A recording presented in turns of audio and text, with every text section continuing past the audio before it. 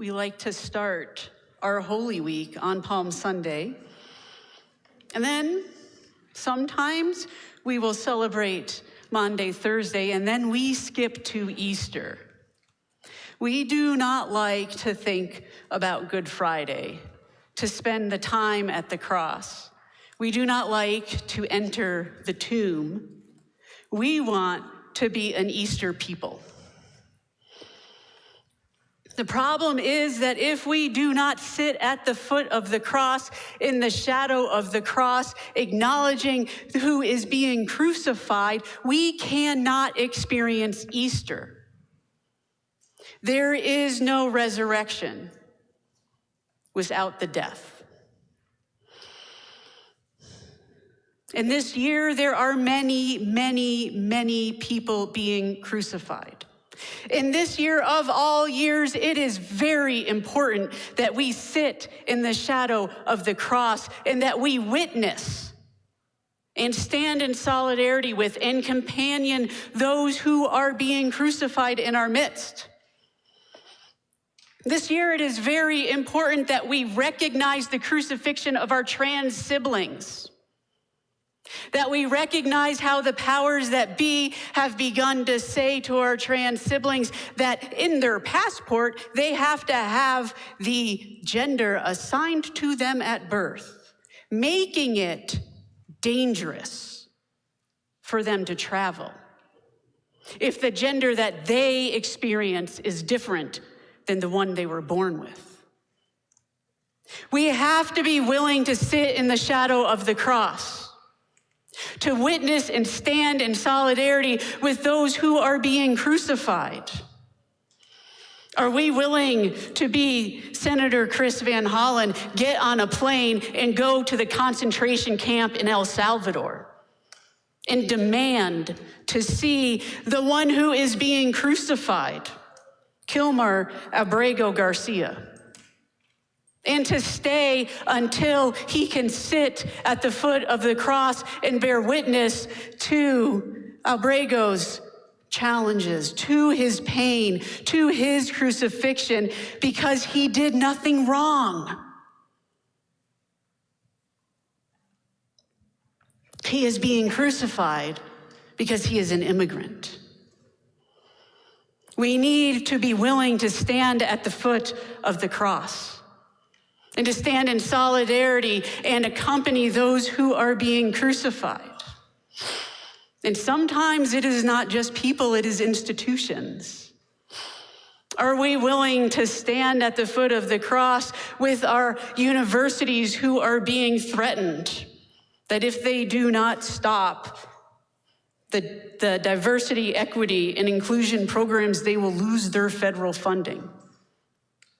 That if they do not start to discipline students who want to rise up with a voice to advocate for justice, for freedom for all, they will lose their federal funding. Are we willing to sit in the shadow of the cross and stand in solidarity and companion these universities like Harvard who are taking a stand against the dictatorship, the authoritarian regime that is currently trying to take over our country?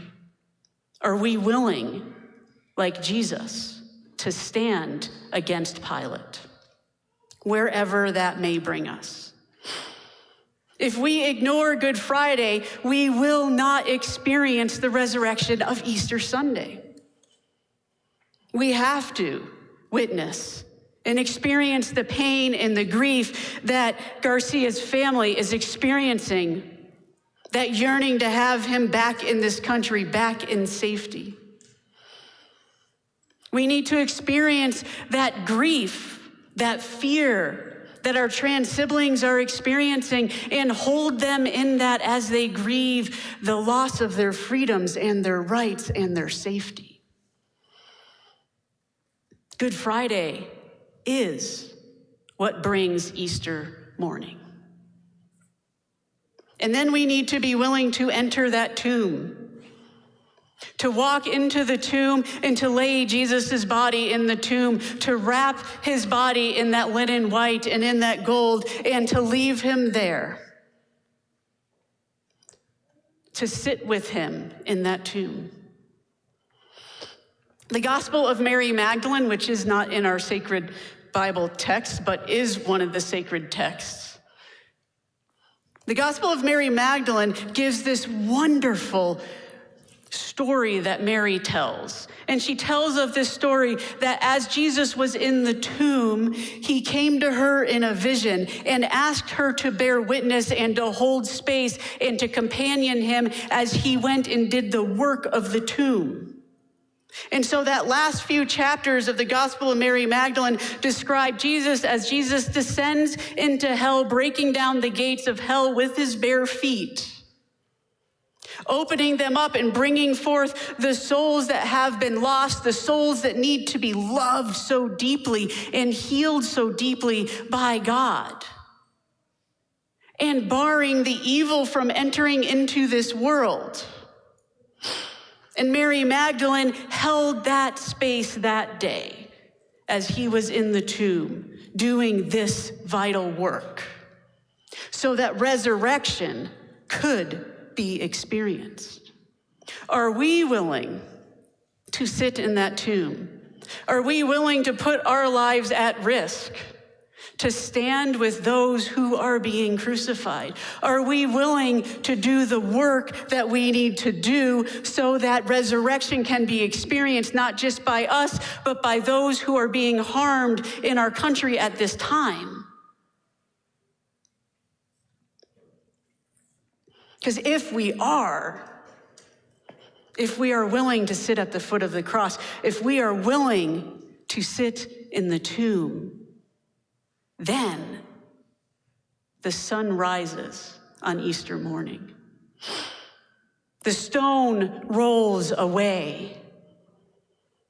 And the light of the sun comes into the tomb and shows that Jesus is not crucified, that Jesus is no longer dead, that Jesus has risen from the dead, and that nothing has power over death anymore.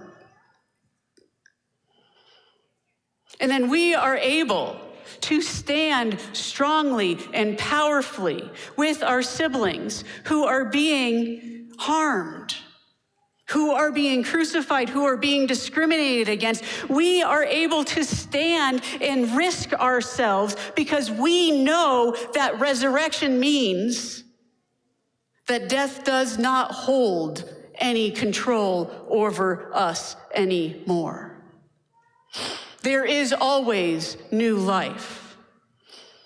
Monsignor Oscar Romero knew that when he walked through El Salvador, standing with the poor and the oppressed, preaching Jesus' message of resurrection. And when he was asked, "Are you afraid of being martyred?" his response was, "I am not, because I know that I will be resurrected in the people of El Salvador, that the people of El Salvador will see the work that I have done, the faithfulness that I have been to the work and the ministry of Jesus. And if I am killed and martyred, they will rise up in numbers that you will not know."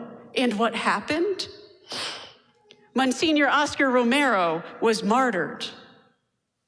And the people of El Salvador rose up and stood for justice. In this country, Reverend Dr. Martin Luther King also knew that death held no power over us anymore.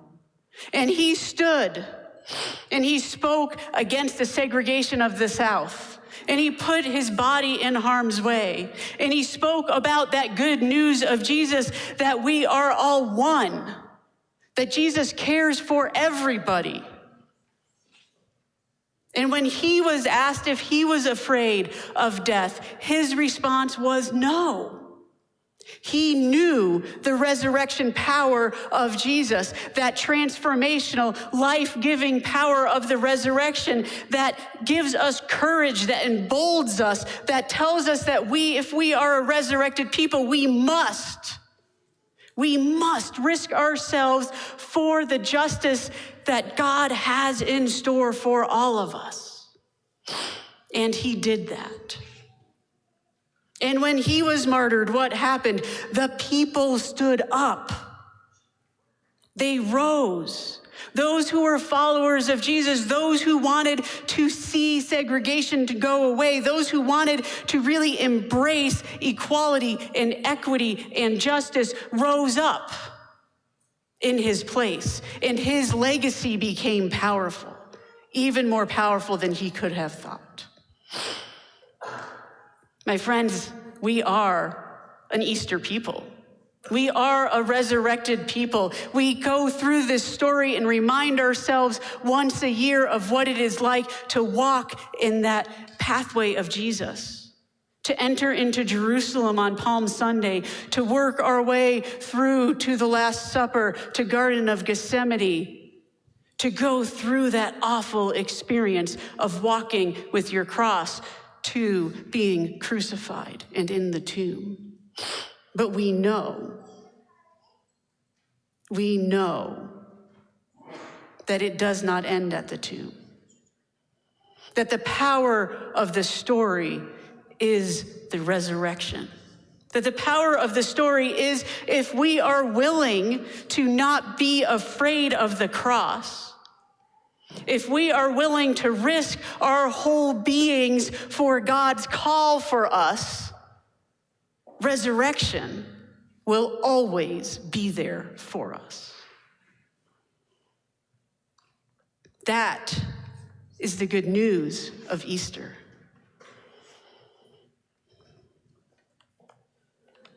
Let us risk all that we are.